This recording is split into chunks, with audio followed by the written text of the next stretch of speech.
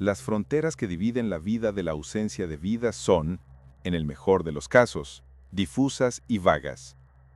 ¿Quién puede decir dónde termina una y dónde comienza la otra? Eso fue escrito por Edgar Allan Poe y plantea una pregunta que esperamos explorar aquí. Considerando la existencia de lo que parece ser una pila cada vez mayor de historias por leer, creo que es seguro decir que lo militar y lo sobrenatural tienen una relación muy estrecha y complicada. En el caos de la guerra, donde la vida de cada hombre, mujer y niño pende de un hilo, a menudo emergen relatos de lo extraordinario.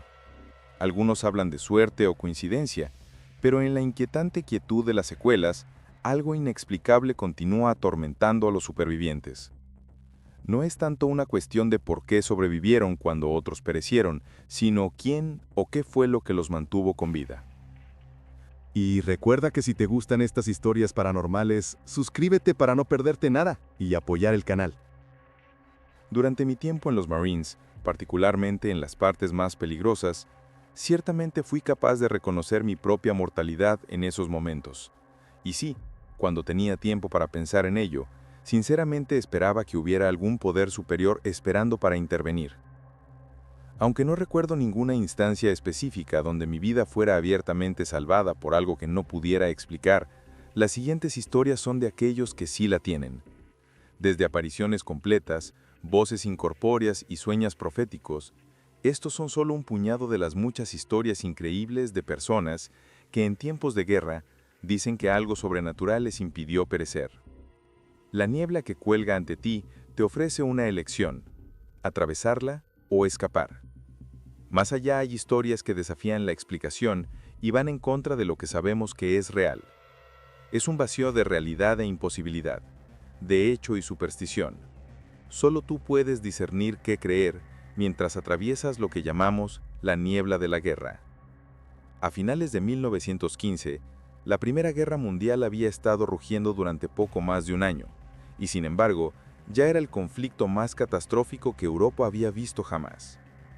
En los campos de Bélgica y Francia, los ejércitos británico y francés se enfrentaban con los alemanes invasores, ambos bandos quedando rápidamente atascados en una infernal guerra de trincheras. Mientras la lucha feroz se extendía a lo largo de toda la línea del frente de 400 millas, el área alrededor de la ciudad belga de Ypres demostró ser especialmente letal en las primeras etapas de la guerra. Rodeados por tres lados, los aliados habían, para finales de 1915, repelido 2 asaltos alemanes, con un total de bajas combinadas en ambos bandos de más de 200.000. En el segundo ataque, lanzado en abril de ese año, el gas mostaza sería empleado por primera vez por las fuerzas alemanas. A pesar de la brutalidad de esta nueva arma, mientras miles de hombres perecían en horrible agonía, las fuerzas británicas aún se aferraban a la maltrechada ciudad. Entre las filas de las exhaustas tropas británicas había un joven teniente del tercer batallón del regimiento West Yorkshire llamado William Spade. En una fría noche de diciembre de 1915, el teniente Spade se encontraba sentado en un refugio de primera línea, intentando mantenerse caliente durante su turno de vigilancia nocturna. El joven oficial estaba de un humor particularmente sombrío, habiendo perdido a un buen amigo y compañero oficial por fuego enemigo ese mismo día. Dado que el nombre del amigo del teniente Spade no fue registrado en su relato, lo llamaremos Edward. Mientras lamentaba en silencio el fallecimiento de Edward, el joven teniente fue tomado por sorpresa por otro oficial que se dirigía al refugio. Cuando entró en el tenue resglano de la única vela encendida del refugio, el teniente Spade se sorprendió al ver el rostro de su amigo mirándole. Tan rápido como había llegado el fantasma de su amigo, la aparición se desvaneció, dejando a Spade muy disturbado. A pesar de que sus compañeros oficiales insistieran que la aparición era el subproducto de nervios alterados, fatiga y el trauma de perder a su amigo cercano, Spade estaba convencido de que lo que vio no era meramente una alucinación, era sobrenatural. Quizás sintiéndose mal por él, otro oficial acordó quedarse despierto con Spade la noche siguiente. El joven teniente esperaba vislumbrar otra vez a su amigo fantasmal, pero esta vez las cosas tomarían un giro mucho más escalofriante. Para gran sorpresa tanto de Spade como del oficial que hacía la guardia con él, Edward regresaría la noche siguiente. Los dos hombres atónitos observaron cómo su fantasma simplemente entró al refugio, se detuvo en un lugar y luego extendió lentamente su brazo para señalar el suelo. Luego se desvaneció una vez más en el aire. Después de que los hombres se hubieran recompuesto, ambos en estado de shock tras ver a un hombre desaparecer frente a ellos, el teniente Spade se levantó. Inmediatamente llamó a algunos otros soldados con sus palas de trinchera y les dijo que comenzaran a cavar en el lugar donde el fantasma de Edward acababa de señalar. Ignorando la pura extrañeza de toda la situación, Spade simplemente no podía quitarse de la cabeza que Edward estaba intentando decirle algo muy importante. Había una razón por la que había estado señalando ese lugar en el suelo. A medida que cavaban más profundo, comprendió cuál era. Después de cavar aproximadamente 1 metro en el suelo del refugio, los hombres descubrieron algo chocante. Los alemanes parece que habían estado excavando túneles bajo las líneas británicas y plantando grandes cantidades de explosivos justo bajo sus pies. Para su horror, los explosivos parecían estar completamente cableados y podían ser detonados remotamente en cualquier segundo. La alarma se dio inmediatamente y la sección de trinchera fue rápidamente evacuada. Los explosivos fueron entonces desarmados y retirados sin incidentes. Todos querían darle crédito al teniente Spade por descubrir los explosivos y salvar las vidas de los hombres. Pero Spade sabía algo diferente. A pesar de toda su razón y lógica, su entrenamiento militar y experiencia como líder, lo cual todo le decía que pensara racionalmente y no cediera a la superstición y la histeria, el teniente Spade nunca dudó una vez que el fantasma de su amigo Edward fue quien los había salvado. En otra patrulla, un oficial le preguntó al sargento qué opinaba sobre seguir el camino habitual. El sargento respondió que el comando no quería que se alejaran demasiado en estas patrullas. El oficial estuvo de acuerdo, pero entonces escuchó algo. Preguntó al sargento si había dicho algo, pero este negó haberlo hecho y sugirió que debió ser el viento. Sin embargo, el oficial continuó escuchando una voz que decía, «No por aquí». Finalmente, tras escuchar la advertencia de nuevo con más fuerza, el oficial decidió que quizá era mejor no avanzar por ese camino y ordenó a los hombres que retrocedieran. Mientras la Gran Guerra fue escenario de muchos casos de lo que algunos considerarían intervención divina, este fenómeno no es en absoluto exclusivo de los campos de batalla europeos o de los ejércitos occidentales. Las guerras se han librado indiscriminadamente en todo el mundo, en cada país y región, y parecería que los espíritus protectores no discriminan entre una guerra y la siguiente. El siguiente relato fue escrito por un hombre indio llamado Rishikesh, y fue compartido en línea en un foro que discutía experiencias paranormales en tiempo de guerra. En él cuenta 2 historias, una de su abuelo, un exsoldado del Regimiento de Infantería Ligera Maratha del ejército indio, y otra de su abuela, ambas ambientadas durante las escaramuzas fronterizas de India con China a principios de la década de 1960. Escribe, «Escuché esto de mi abuelo por el lado de mi madre. Sirvió en el Regimiento de Infantería Ligera Maratha del ejército indio y luchó en la Guerra Indo-Pakistaní de 1965 y 1971, así como en la Guerra Indochina de 1962. Estas 2 instancias ocurrieron en 1962. Él estaba liderando un pelotón para una patrulla. Estaban en algún lugar del noreste de India donde debían encontrarse con una patrulla que regresaba y que llevaba mucho tiempo de retraso. Había chinos ocultos en el denso bosque, esperando emboscar a las patrullas desprevenidas. Había una ruta más corta que atravesaba un bosque no tan denso, con buena visibilidad, y luego una ruta más larga con bosque denso que rara vez se usaba. Ajeno a la trampa china, el pelotón liderado por mi abuelo tomó la ruta habitual. De repente sintió un toque en su hombro y una voz autoritaria susurró, «No por aquí». Simplemente lo ignoró y marchó hacia adelante. Esta vez fue aún más fuerte y la orden resonó en sus oídos. «Dije que no por aquí». Se detuvo en seco y estaba reconsiderando qué hacer cuando los chinos vieron que no estaban cayendo en la emboscada y comenzaron a dispararles inmediatamente. La patrulla que regresaba también se unió a ellos en un fuego de represalia, y los chinos huyeron al estar en inferioridad numérica. El otro comandante del pelotón informó que había informes no confirmados de una emboscada, pero no pudieron regresar a tiempo porque su único jeep se había averiado en el camino. Su radio también había fallado, así que partieron a pie para llegar a la base. Su defensa de la emboscada no solo salvó a su pelotón, sino que también ayudó a defender ese sector de tierra durante bastante tiempo. En medio de la comunicación por radio, se escuchó un mensaje urgente.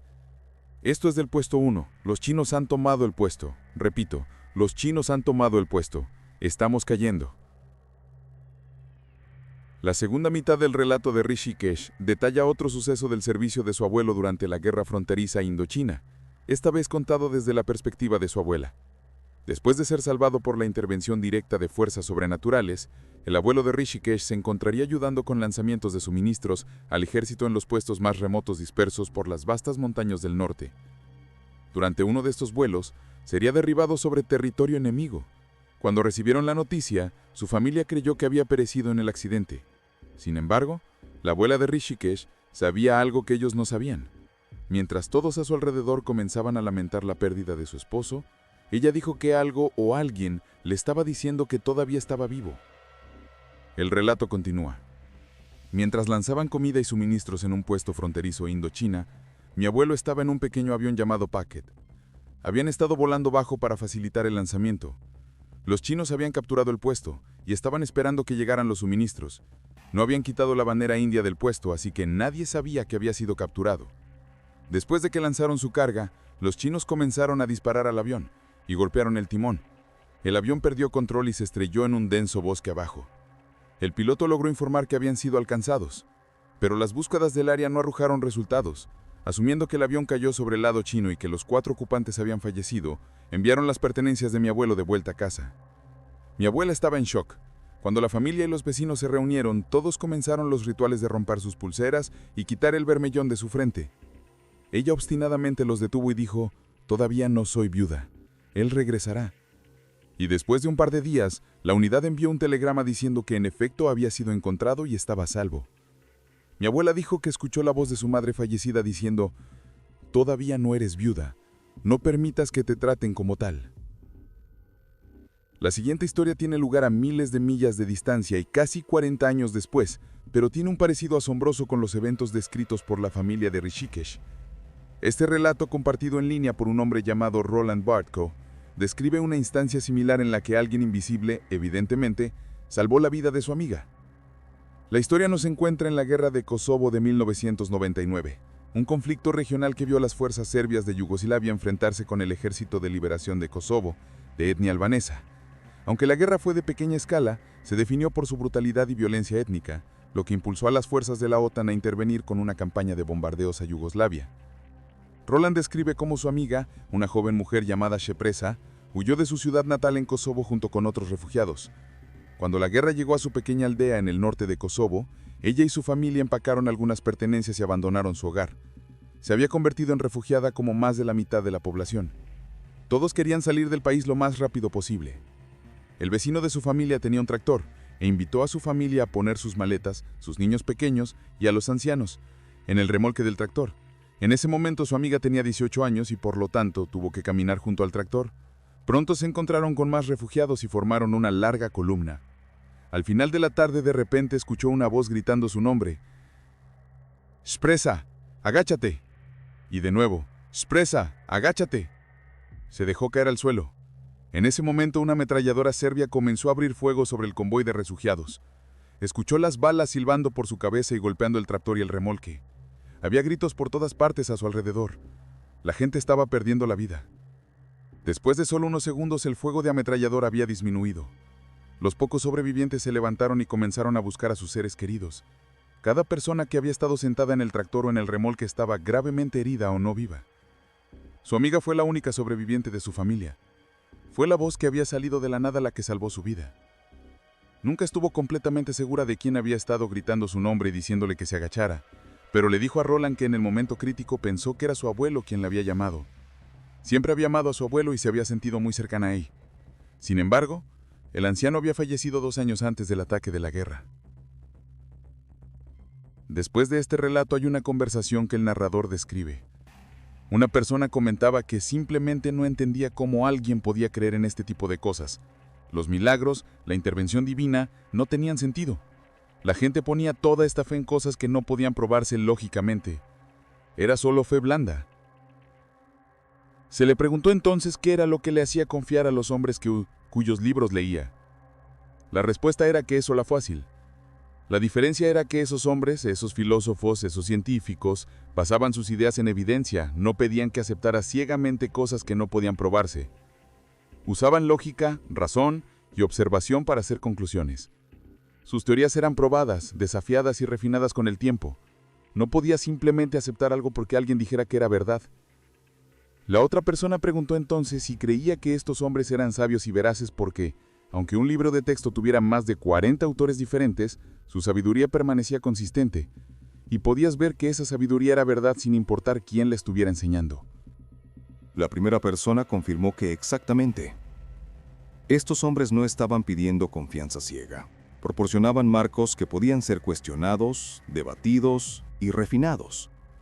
Ponían sus ideas a prueba a través de experimentos, a través de la lógica, y los estudiantes eran alentados a desafiarlos. Incluso los discípulos hacían preguntas cuando no entendían algo.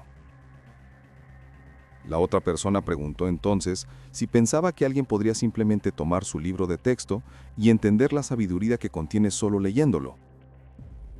La respuesta fue que no, por supuesto que no. Le había llevado años estudiarlo y había hecho montones de preguntas a sus profesores, había tomado exámenes, había escrito informes. Pero incluso la otra persona podría entenderlo si simplemente se tomara el tiempo de leer y estudiar con profesores como él lo había hecho. Se le respondió que eso era muy cierto. La sabiduría es algo que Dios llama tesoro. El libro de Proverbios dice que es algo que tienes que buscar fervientemente, como la plata. Había encontrado un tipo de sabiduría, pero incluso su razonamiento y lógica debían decirle que hay diferentes tipos, pero solo hay uno que da vida. La primera persona respondió que, María, puede que no estuviera de acuerdo en todo, pero ciertamente sabía cómo llevar una conversación. Este último relato fue escrito por un veterano de Vietnam llamado Francis E. Kazmaier-Chak, no mucho después de su periodo de servicio a principios de la década de 1970. A pesar de considerarse un hombre de lógica y razón, no tiene explicación que ofrecer para un sueño vívido que tuvo mientras estaba desplegado. Un sueño que cree fue un mensaje de una amiga, que había partido. Un sueño que le ofreció tanto consuelo como seguridad durante un conflicto tan brutal. Y uno al que dice que le debe su vida. Tituló su historia, Mi amiga María. Asistió a la Universidad de las Américas en Ciudad de México durante el año escolar de 1967 a 1968. Era estudiante de tercer año, especializándose en filosofía. La lógica y la dialéctica eran las herramientas con las que probaba y examinaba todas las declaraciones y creencias. Creía que el poder del hombre, de hecho su misma humanidad, giraba en torno a su capacidad de razonar. En consecuencia, despreciaba cualquier cosa que oliera a irracional, incluyendo experiencias religiosas de naturaleza extraordinaria, fenómenos psíquicos y experiencias fuera del cuerpo. Durante las vacaciones de Navidad de 1967, algunos amigos y él alquilaron una villa en el pueblo costero de Playa Azul. Este pueblo del Océano Pacífico está aproximadamente 200 millas al norte de Acapulco. Su criada y cocinera que vivía con ellos era una mujer llamada María. Una mujer encantadora, aunque tranquila y seria, de unos 55 años. Debido a una severa quemadura solar, pasó la mayor parte de las vacaciones relajándose en la villa y llegó a conocer bastante bien a María. Aunque tenía poca educación formal, poseía un ingenio rápido y un agudo sentido de observación. Sus largas conversaciones variaban libremente de tema en tema. Ella era profundamente religiosa y le contó muchas historias de milagros y visiones. Él descartó estos relatos como folclore local. Ella mantenía firmemente que ella misma había visto visiones. Él se rió y le dijo que tenía una imaginación hiperactiva. Después de que regresó a Estados Unidos, ocasionalmente le escribía a María una carta corta o postal. Ella respondía regularmente con cartas largas y cuidadosamente escritas.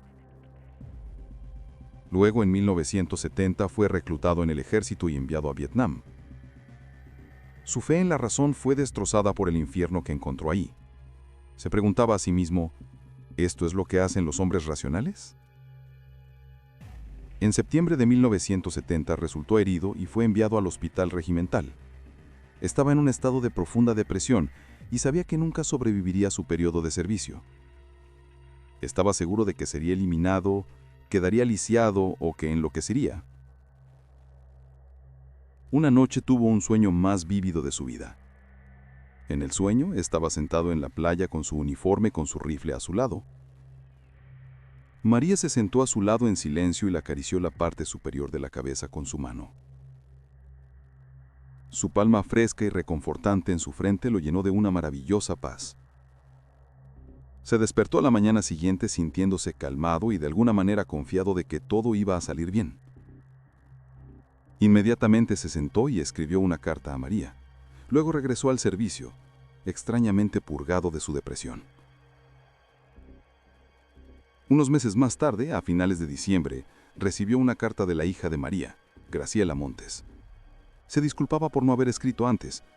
Decía que su madre había sido muy aficionada a él y había hablado mucho de él. Su madre le contó, había fallecido en septiembre, lo que había sido alrededor del mismo tiempo en que tuvo ese sueño tan vívido. Está seguro de que su amistad en alguna manera trascendió esas barreras de tiempo y espacio, de una manera que no puede ser explicada lógica o racionalmente. Todavía piensa en María a menudo, porque ella es la razón por la que sobrevivió.